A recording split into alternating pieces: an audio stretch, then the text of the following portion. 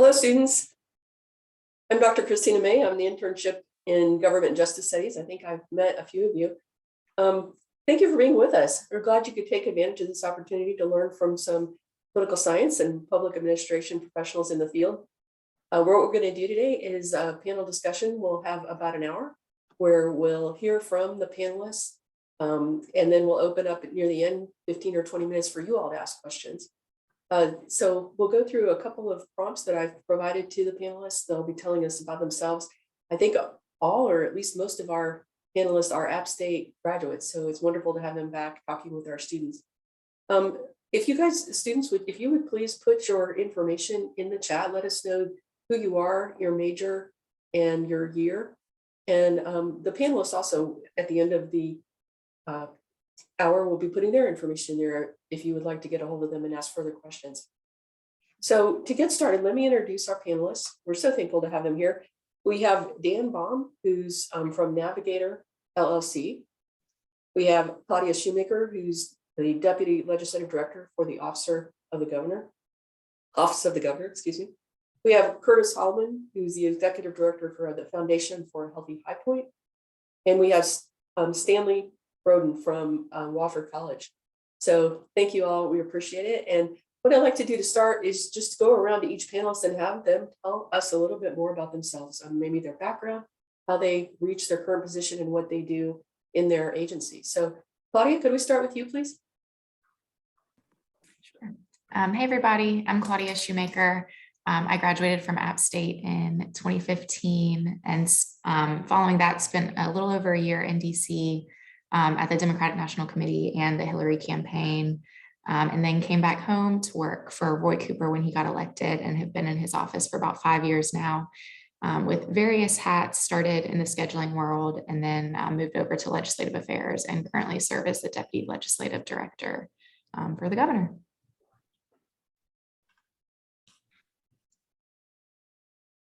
Thank you, Claudia. Stanley, would you please go next? Sure. Good afternoon, everyone. Stanley Broden here. Currently, I'm at Wofford College and serving as the Associate AD for Operations. So definitely we'll get into a little bit more of that later on. But I was a 15 grad from Appalachian State with an exercise science undergraduate degree, and then stayed for my master's in 17 with public administration. Thank you, Stanley. Curtis. Great, thank you. I'm Curtis Holloman, and I'm currently the Executive Director of the Foundation for a Healthy High Point. I graduated a while back, 1989, with a master's degree. I got my undergraduate degree from UNC Pembroke, and I've since then have a master's in business administration from Temple University. Just to kind of, I don't know if this, Dr. May, you want us to kind of give a background? Sure. Sure. Just to kind of, because I think, you know, my career path has sort of turned and moved. And I think part of the story is like, I think political science and government, that you can go into different fields and what you learn, those particular skills are very applicable. But I left Appalachian State and I started working with a group of nonprofits in Robeson County, community health centers. These are federally funded health centers. And then in terms of local government, which was very much related to my work, I was the county health director in Sampson County and Scotland County. And then I had an opportunity in 2000 to move up to Pennsylvania, where Penn State College of Medicine, to do some work with the Robert Wood Johnson Foundation. So this was my big turn into philanthropy. And we can talk a bit more, but I think the field of philanthropy is really suited for folks who have, you know, local government, public policy, public administration, just an interest in community to work. And then after about 20 years in Pennsylvania, working with the New Jersey Hospital Association, so that's another place in which I did my work, all with the Robert Wood Johnson Foundation, a national health-related foundation. Then I moved to Florida and I started working, coming back to do more place-based. and started working with a private independent foundation, which in the world of philanthropy is known as a health conversion foundation. And I'm happy to talk a bit more about the different types of philanthropy and the ones that I've been affiliated with. And then most recently, I had an opportunity to come back home just last January and work with the Foundation for a Healthy High Point here, which is a private independent healthcare conversion or health legacy foundation here in High Point, in the greater High Point area. So I wanted to kind of share like the places that I've been since my career has sort of been extended here. I'm one of the older ones here in the group, but just how you can move with a degree and what you can do with that at after getting your education at Appalachian State University. Okay. Thank you. Dan. Hi, folks. I'm Dan Baum, graduated from App in 2005. And I got a undergraduate degree in political science, focused on international relations. I really thought I wanted to join the State Department. Met a girl my senior year. She didn't want to go abroad. She was born and raised in North Carolina, so I decided might as well stay in North Carolina, trying to figure out what to do with the job and with the degree in international relations in North Carolina. I was like, not really sure. So I was like, let's go to law school. So I moved back home to Raleigh, went to work for a law firm doing all kinds of odds and ends, doing courier work, doing legal kind of research for them, not real legal research, but research. And kind of spent some time trying to figure out what lawyers did on a day-to-day basis. Corporate lawyers, mostly corporate real estate, some tax and finance, but mostly corporate law. And studied for the LSAT, took it, got into a bunch of law schools, got waitlisted at Carolina, and was like, oh God, am I really going to spend $200,000 on law school tuition and go pull that trigger? And so I decided actually to defer my acceptances and talk to a bunch of folks, and they were like, yeah, why would you want to go to law school? And I was like, I don't know what else to do with my life. And they said, what about politics? And I was like, I don't want to run for anything. I'm also like 22. No one's going to vote for me. They were like, no, the business of politics. And I said, that sounds interesting. They said, you should go talk to Bill. Bill is a lobbyist in our law firm. I said, okay, I'll go do that. So I went, had lunch with Bill a couple of days later, and he was like, I need some help. Why don't you come and work with me? And that was in the fall of 2006. No, summer of 2006. And Bill and I have been working together. Bill Scoggin and I have been working together ever since. He is an attorney, but he is really a lobbyist, right? He has a law degree, doesn't really practice law. And so, I started working on this law firm, Kennedy Covington. Kennedy Covington was acquired by a giant law firm called K&L Gates. We didn't really like their culture, so we left and started the Raleigh lobbying shop for another law firm called Troutman Sanders. Stayed there for 11 years. Troutman Sanders, you'll see a theme here in a second. Troutman Sanders merged with another firm called Pepper Hamilton, became an enormous law firm, didn't really enjoy their culture either. So we left and started our own firm about 2 years ago. And so, I'm here in Raleigh. Claudia and I run into each other on a regular basis. I spend a lot of time at the General Assembly and dealing with the governor's office, cabinet agencies, council of state offices, representing business interests, clients. So we represent folks from Wells Fargo to Delta to all kinds of different companies. I represent a couple of counties in front of the General Assembly, the governor's office, kind of just navigating the maze that is state government. And so that's my background. Thank y'all so much. So let's move on. And what advice can you give our students as they're preparing for job interviews or internship interviews or just going into the field? What's maybe you think the most important thing that maybe they know as they prepare? Let's start with Stanley, please. Yeah, and I think this also hits on Trinity's question in the chat box as well. But I think it's really important to have mentors inside and outside of your field. I found that sometimes people that work within the sport industry, they might be a little bit too kind when it comes to preparing for jobs or future opportunities. But then individuals outside of that, might give a different perspective, whether that's someone that works with a nonprofit or another individual that isn't necessarily directly tied to where you're working at. I think for me, especially prior to some of my other jobs, I was at the NCAA as a 1 year. They have a 1 year internship program in championships, and I found that individuals that I met there that were on different committees were my biggest advocates when it was time for me to start applying for jobs, because they see firsthand what you're able to do while working. And I think that's something that, again, it can also burn you just as much as it can help you, is that if you don't do something well, or if you are a little bit lackadaisical in how you present yourself to them, that's also going to hurt you just as much. So fortunately, from talking to a lot of individuals there, and actually my current boss, who was on the football committee at that time, was an individual that helped me, find my first full-time job at the conference office, which is the Southern Conference, also here in Spartanburg, South Carolina. And again, it's just like those types of individuals that can really advocate for you, as well as, be mentors and, help you kind of navigate your way through the career. Great, thank you so much, Stanley. Claudia? Sure.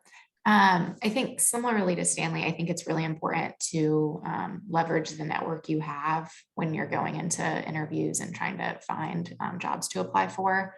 I think it's easy to submit applications out into the abyss and hopefully somebody will call you, but being able to find somebody that knows somebody there, or finding somebody that works there to say, hey, what's this place like? I just applied. Can you help me? I think that's really important. So using your network to find jobs, I think it's really helpful and has kind of helped me to get where I am, definitely. Yeah, that's become so important in recent days, is to understand and use your network and grow your network. Students being here today is a great opportunity to do that, just by getting to know these individuals and hearing their connections. Curtis? Definitely, I agree. I think the networking is key.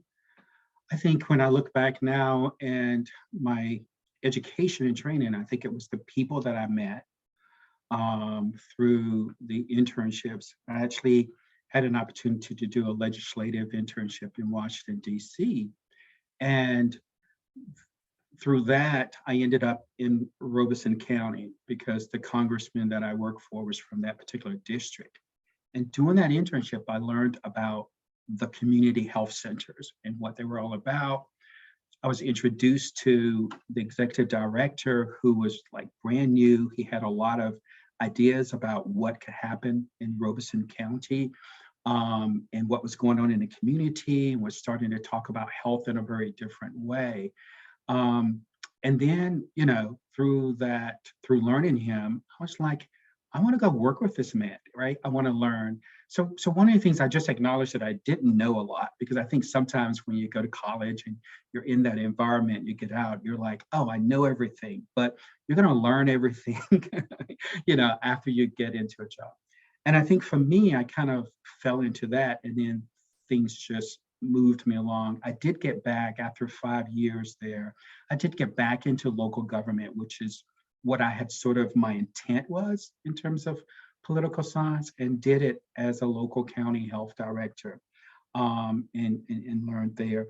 But I would say definitely right now it's so important to do the networking and just be exposed to folks and there, because and the relationships that come with that. I mean, needless to say, your social media, LinkedIn, whenever I'm speaking with someone and a couple of my mentors, I really just like start building your LinkedIn profile, the experiences that you have, start messaging them in a way that would be very attractive and really show some concrete skills, right? So, take the opportunity to learn certain skills, and think in advance, what you can use across a number of fields that you're working in. But yeah, get your social media ready, your LinkedIn, and also be careful, in terms of other uses of social media. And then there's nothing like, a good letter that really speaks to the skills that you've learned. I advise students not to oversell yourself, and folks know that you don't have those, the experience and the learning, but you will quickly get that. And so look for someone that you can work with too, that will mentor you and who then can expose you to other opportunities. I think that would be, I think the person who had the question in the chat, maybe it was Trinity, about the path in terms of graduation. I didn't really know where I was going. I kind of had an idea, but I think linking or myself with an organization that had the values that I shared, and who would take me in and mentor me, was very important. Thank you, Curtis. That was really helpful. And Dan. So I think we take it for granted that we have, for folks who have been doing their job for a while, take it for granted that we have a career, right? We don't really think about it as kind of a meandering path where sometimes you just get lucky and you find a job that you love, or you find a career that you love. A lot of people kind of bounce through different jobs and they never find a career, or they don't find a career until later in life. And I think it's unique. It's a subtle difference, but it matters a lot. What Claudia said about leveraging your network, I think that probably doesn't, all these students probably hear that all the time, leverage your network. But I think what that means on a day-to-day basis is if you're interested in working for a specific company, ask your parents and aunts and uncles and cousins and everybody, figure out somebody who works there. Pick up the phone and say, hey, look, I need you to connect me to that person over email or via phone, or see if you can get lunch with them. That additional step, sending an application to that company, is great, right? And everybody's hiring right now, and the job market is amazing. But that additional step will essentially pull your resume out of the pile and put it on top. And I think that makes a huge difference in the ability to actually get an interview, and then in the interview get hired. One of the things that I think I know I appreciate is some sort of commentary about what makes the job interesting, what makes not what makes you interesting, but what makes you interested in whatever company you're going to work for. And so whether it's an email or a handwritten letter or whatever it is, as a follow-up, if you get an interview, just follow up and say, I really appreciate you taking the time. I hope I get the job, but here's what I'm interested in. And if I don't get the job, if there's anybody else you might think of that could have an opportunity for me, please let me know. No one's ever going to say, buzz off, and they probably just, sometimes at the worst case, they'll just won't respond. But at a high level, it's the worst somebody's going to say is no, right? And so it's a hard thing for folks to learn, but the worst most people are going to say is no. So. Thank you, Dan. So the next question, what is something that really surprised you when you started working in the political science, public administration field? What you may be taken aback by a little bit and surprised you about the career field? Let's go ahead with Dan. How poorly represented it is in childhood books about jobs, right? When you grow up, you look at firefighters and doctors and lawyers, but you don't see county managers, you don't see folks running nonprofits, you don't see state legislators, you don't see folks running the Department of Environmental Quality, you don't see any of that, or any of the folks that work for those people, right? I mean, and so the breadth and depth of jobs and careers in this field is impressive, right? And it's just, I don't know. I mean, no one's I'm not gonna start writing children's books about, being a public servant, but I do think it's one of those things that if you don't see it, it's hard to imagine it, right? If you don't ever hear about it, it's hard to imagine it. And that's that, representation, when you talk about that, it's a unique concept, and it kind of crosses boundaries. That's one of the things that I found. Great, thank you. Stanley, what surprised you about the field when you first started working? I think for me, it's just been how much overlap there is, just across the sectors, especially here at Wofford. A lot of people may not know, but we host the Carolina Panthers training camp over the summer. So obviously, being a relatively small liberal arts college in Spartanburg, we don't have the staffing, the resources to, just do that on our own.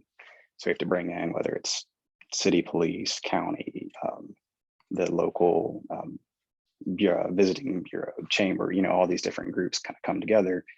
And what I really found, especially when I was in my public administration master's program, was that, some of this information may not directly apply to what I want to do in the future. But again, being knowledgeable of, how someone operates, whether in a city or county manager type role, and, how a place like Wofford might play into their bigger picture, or us hosting the Panthers. So again, it's not necessarily knowing the back end of everything that they do, but at least being knowledgeable of it. I think that again just helps from a conversation standpoint. And again, several years ago, I wouldn't have pieced that all together and just kind of thought, why is this professor asking us to do this assignment? But again, those little things along the way can really help you down the line.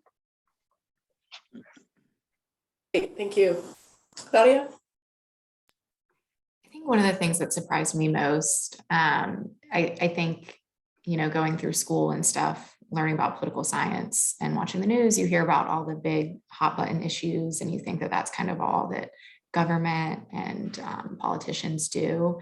But I think working in the governor's office and with the legislature, you realize that that's such a small, hot button debates about guns and abortion are like such a small fraction of what the legislatures and governments do, and that there's a lot more that people agree on, and bills that pass chambers unanimously, and there's hundreds of them that nobody really realizes are going on, but that are aimed at making things better for people. And so I think it's a little reassuring to know that people do agree on a lot more than it's often made out to be in the news. That's been a learning experience for sure. Interesting, thank you. And Curtis, what surprised you about the field? I'll kind of reflect on my local government experience as a health director. I had like 5 years of experience of learning in terms of community work, trying to address health issues, maternal and child health, infant mortality, and just providing primary care services to an underserved community. And then the opportunity to apply for a job as a local health director. And I think what was surprising was when I was meeting with this board of health, and I was 29 years old. I was like very young when I think about like what I'm doing now and just where I was at that particular time.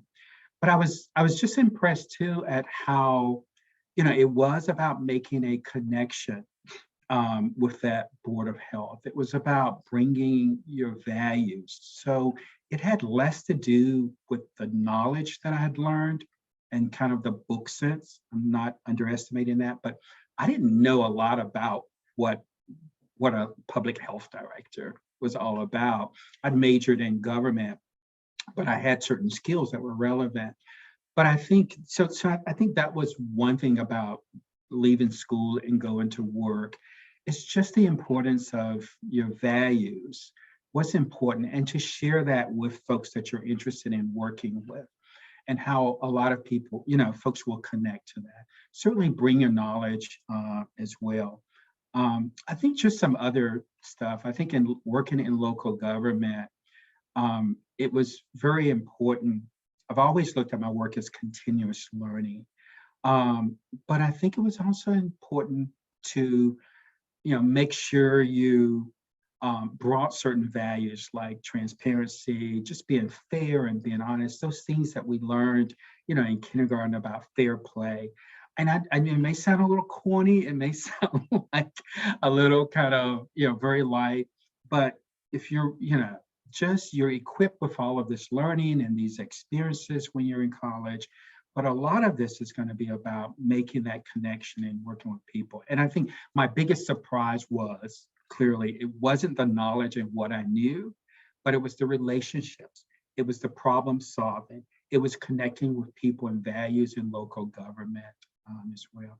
And I'll just make this point too, because I think Claudia sort of mentioned this and Dan did as well. There's just like so many jobs, and every job that I have had, I never never imagined that I would be doing it, right? But one of the things too, in terms of government is, like the nonprofit and private sector, how we can move into those particular areas as well. So anyway. Thank you. Next question is, what do you find to be the biggest challenge in the field? And this could be maybe in your organization specifically, or just in the field in general. What do you think political scientists are challenged by? Let's start with Claudia. I think a challenge for my field, specifically working in the governor's office and with the legislature, is you want to get something done really bad. You want to get a bill passed. You want to get, a campaign platform passed and done. And it's not that easy to just like flip a switch and make it happen. So sometimes you spend a lot of time working on something and it just doesn't come to fruition. And that could be for reasons completely beyond your control. And so kind of having to not be so beat down when something doesn't work out the way that you want it to work out. And just knowing how to work with people, that it's a little bit more difficult than just saying, oh, we want this done, so let's do it. You kind of have to work with people and make it happen. And sometimes it doesn't. Thank you. Dan, what are your thoughts on this? It's I think Claudia was pretty right. Compromise is hard. I'm representing a group of other people, and so I'm essentially their face at the legislature. I'm the person that people know, and oftentimes that means that I have to go in and say, hey, look, like, we can't agree to this provision, or we can't agree to that provision, or whatever part of your bill. And that makes people really upset. And it's like, I'm just the messenger, right? Like, I know I know you're upset. I know you want to get this done. These are the reasons why we can't do it. These are the reasons why we think we should do this. And I think that goes back to Claudia said, 95% of the bills that we work on are unanimous, right? And everybody votes on them because they have to go through a complicated and relatively convoluted process in order to get to the floor. That's a good thing. And so it's one of those things that if you take a step back and you kind of have to understand that the process is complicated on purpose, and that's a good thing.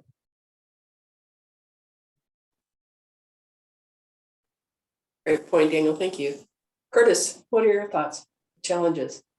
Yeah, I was trying to think. Let me sort of focus on like what I do now in terms of the foundation, where we sort of show up as the independent and third sector. So we're on the outside. We're bringing resources and dollars to the fight of wanting to bring about change in community issues and situations. So we're working with local government. We're working with the business sector.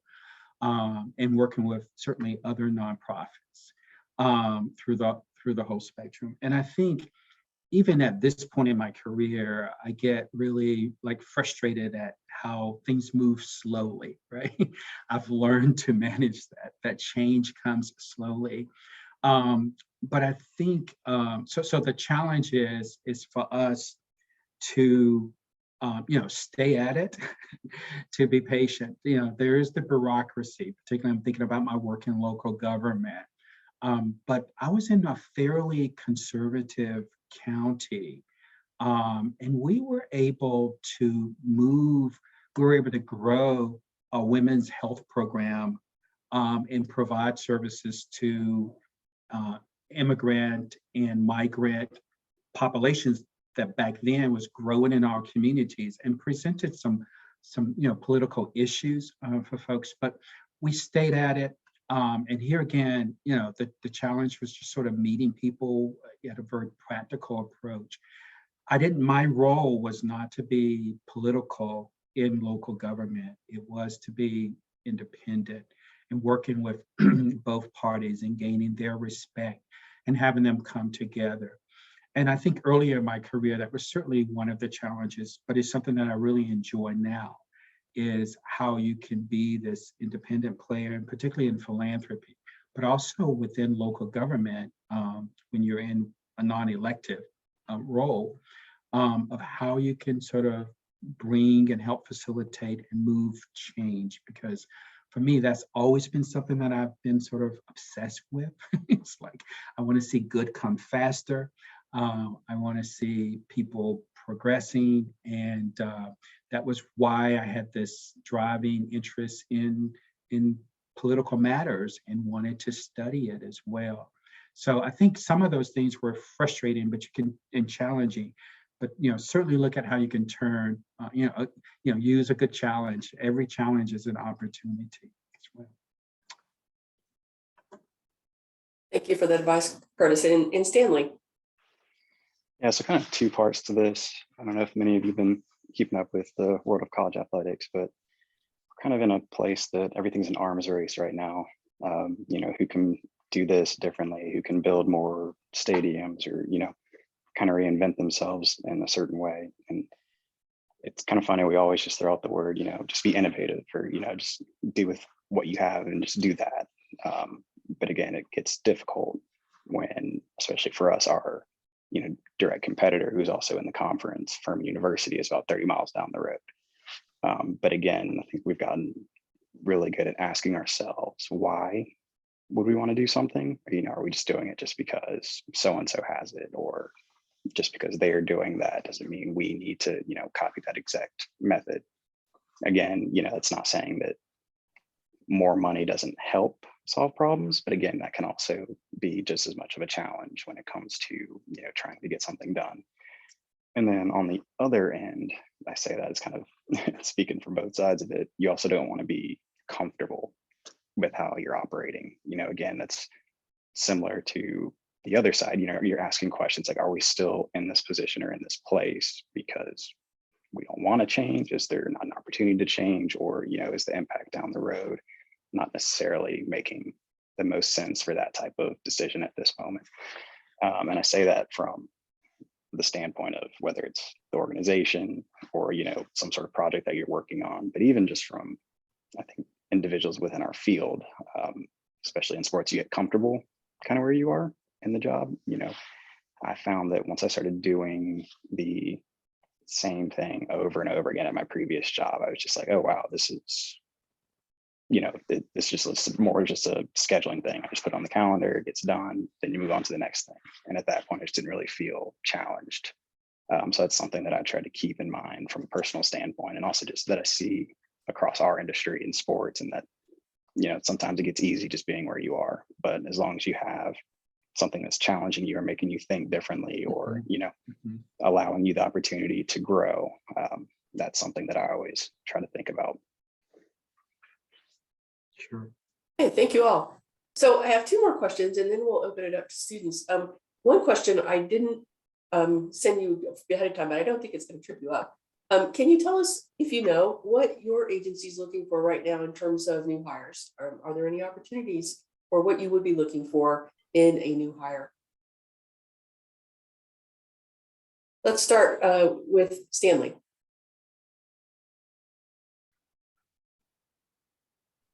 As it relates to vacant jobs that we're filling, we unfortunately do not have any available, but I know from a standpoint of qualities or skill sets that we look for, it's individuals that are willing and ready to be a part of a team. We're a little bit more of a smaller athletic department when it comes to the admin team. So again, a lot of us have to wear different hats, and a lot of us help in a lot of different areas that we normally wouldn't at, for instance, a University of Georgia. For an individual that oversees game day management, kind of the game operation aspect, they would have maybe 5 of me to the 2 of us here at Wofford. So things like that. And again, you can always go down the path of communicates well, works well with others. Again, I think those are pieces that I've found to be really important, especially communicating. We actually had a speaker on campus yesterday that told people, like, if you're mad about something and you're just ready to fire off an email, maybe take a second, read it. Is what you're saying in that moment really going to solve the issue, or do you just want to fire off that email and then have to deal with the repercussions after? And it's like, no, take the time to actually figure out what the issue is, what may have actually upset you, and maybe there was actually nothing there. And that's usually when I found to just pick up the phone and call the person to solve the problem. So that was something that was a nice reminder, even just for me, that I try to keep in mind on a daily basis. Thank you, Stanley. That's really timely advice. I think those of us who've been following current events, the Oscars, maybe understand the importance of that advice. Daniel, what are your thoughts on this? What is your agency looking for? What would you be looking for in general? So this is going to sound cliche, but honestly, we are always looking for good people. Good people who, in my job is being responsive, respectful, not going the extra step. Like, seems simple things, but it's kind of hard to find people that consistently do that. And so, yes, we're always hiring. We're always looking for good folks. We're a small shop. There's 4 of us here. But if you guys have anybody that's interested, let me know. Daniel, do you all take interns?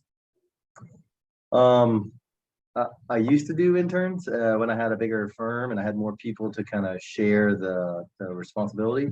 Probably not this year, but we're looking at it to do it in 2023. That's the summer 2023. The problem with interns this year is I can't tell you how long we're going to be in session.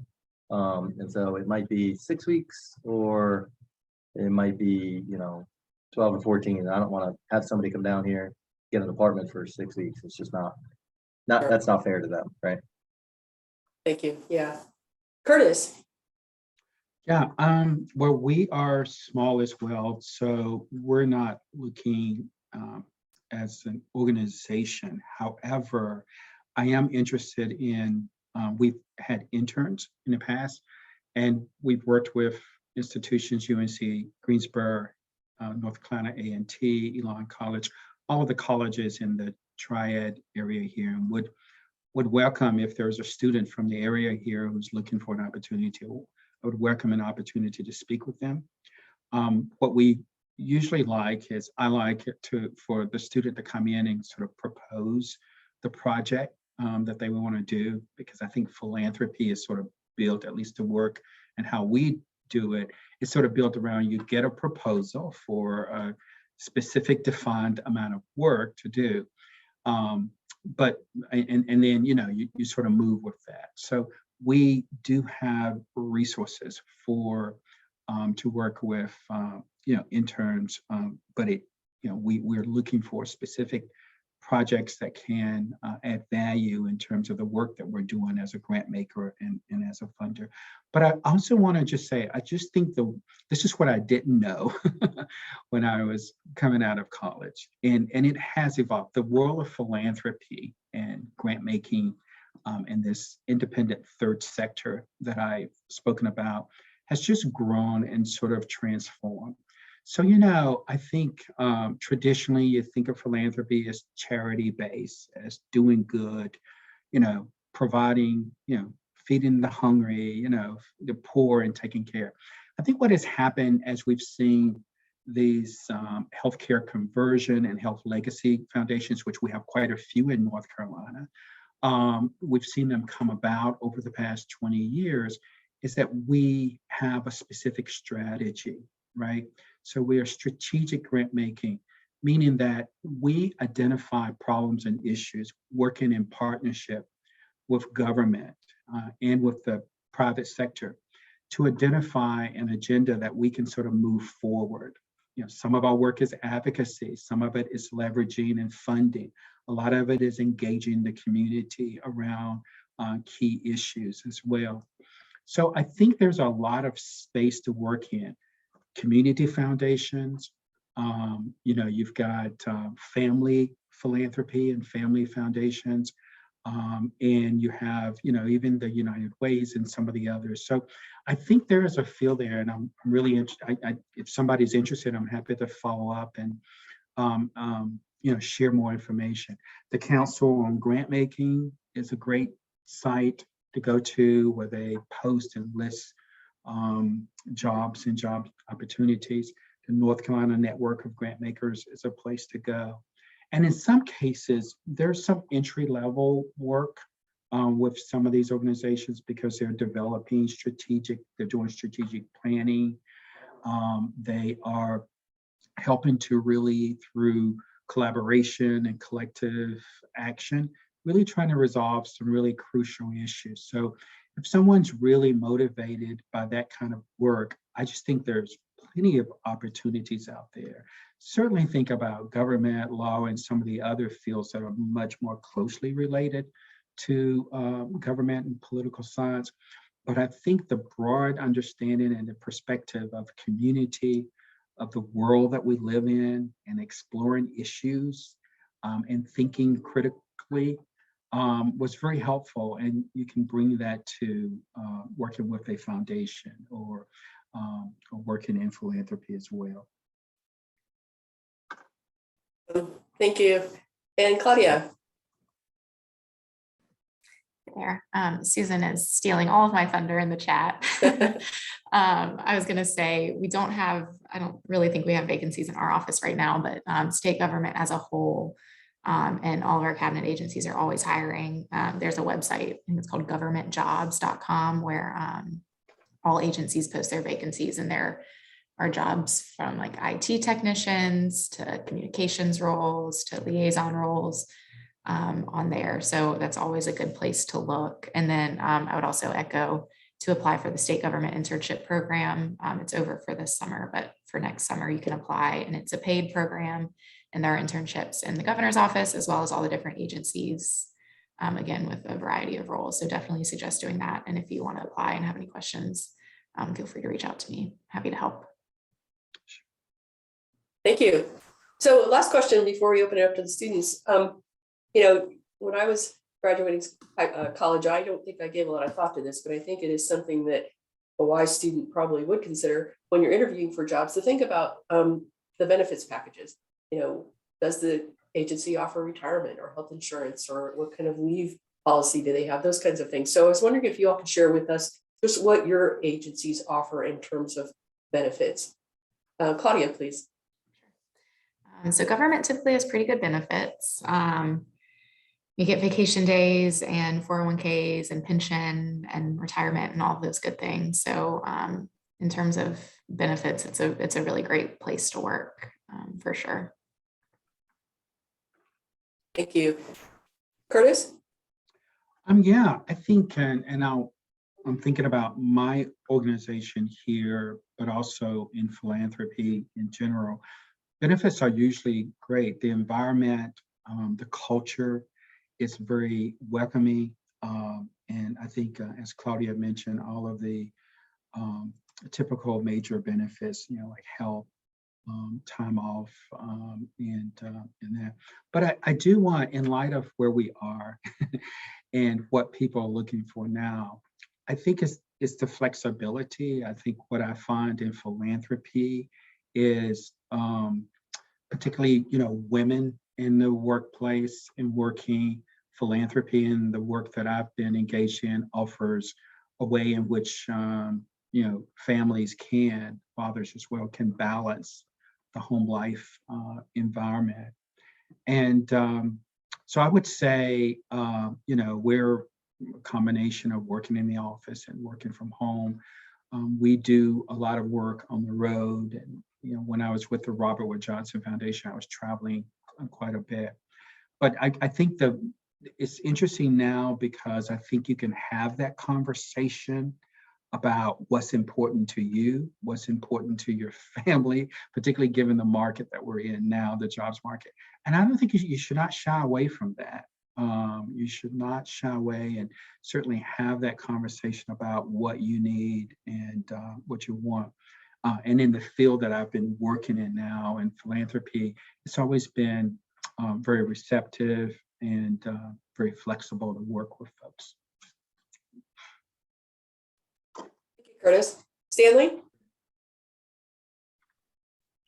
I would just echo what Claudia said. Being in the higher education space, we're pretty similar for benefits that the government would provide for their jobs. So we're very fortunate from that standpoint.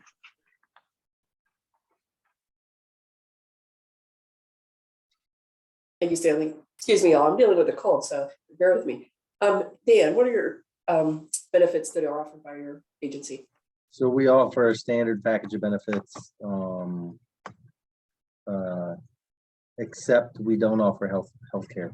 We don't offer health insurance. We kind of make up for that on the back end, but it's challenging to get a health plan for such a small group of people that's not exorbitantly expensive. So essentially, we just say, we expect that the cost will be this, and so we'll just add that to your salary and you can pay for it directly. Get whatever health plan you want.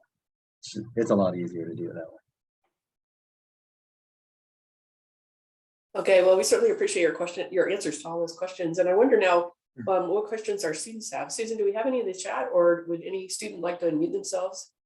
We had some comments earlier, but Sam and Amelia, if y'all have any comments, questions, your chance to make an impression.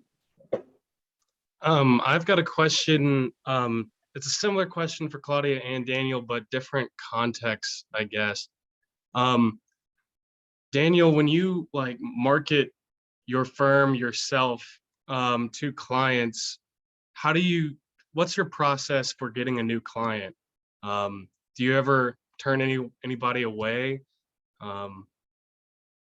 I'll start with the second question. Yes, we don't take on social issues. So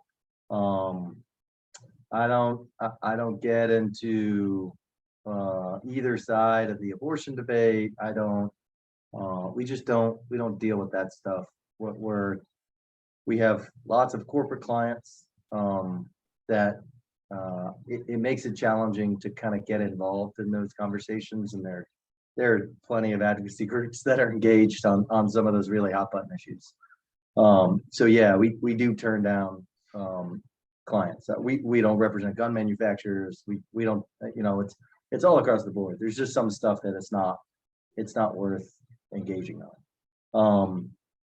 As for finding new clients, it's an interesting question. The challenge really is, I don't want a client for a year. I want a client for 15. And that it sounds crazy to talk like that, but I've been doing this for 16 years now. And we've had clients that long. And the reason it's so important is because every time you bring in a new client, you have to learn all their issues. And then you have to learn the legislators that are working on those issues, the staff that are working on those issues, the folks at the various different departments throughout the state government. And so once you get a baseline in that, the policy knowledge, the relationships you build kind of give you a lot of credibility in that space. And so I know more about Medicaid than I really ever wanted to know. But that's because I have a bunch of clients that work in the healthcare space and are players there. And so when you can target folks, you can say, I'd really like to work in the transportation space, and I'm going to go after, this contractor. I'd really like to work in the education space, and I'll go after these folks. That's one way to do it. The best way to do it is to build relationships with legislators or staffers in those agencies. And then, when somebody comes to them with a problem, a company comes to them with a problem, that staffer will then say, oh, you should call Daniel. He'll help you at the legislature. and I can help you over here at the Department of Public Instruction or at the Department of Environmental Quality. And I mean, that helps a lot. That's one of the ways. The other way is generally through referrals. So lobbying, public affairs, government relations is a small world. It really is. There aren't that many people that do it. And there aren't that many people that do it, I think in a longer term fashion, right? And so we have clients that refer us business from other folks. So, we got a new client from a pharmaceutical company down in Holly Springs.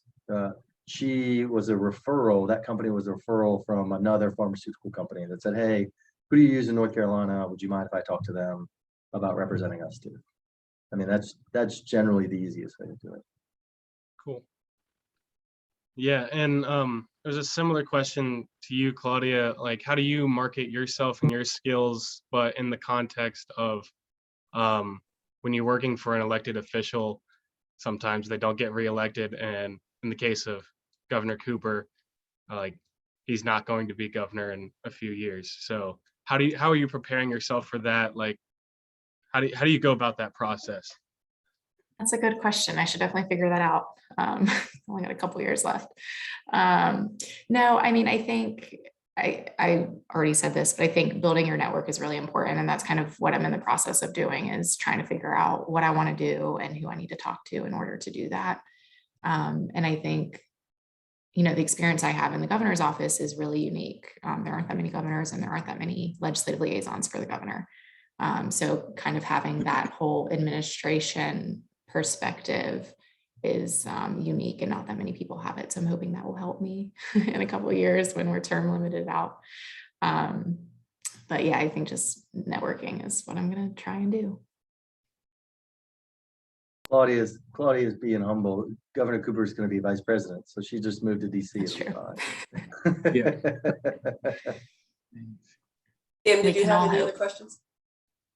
Those were my only questions, but Great. if somebody else wants to answer how they market themselves for the next opportunity, then they're welcome to.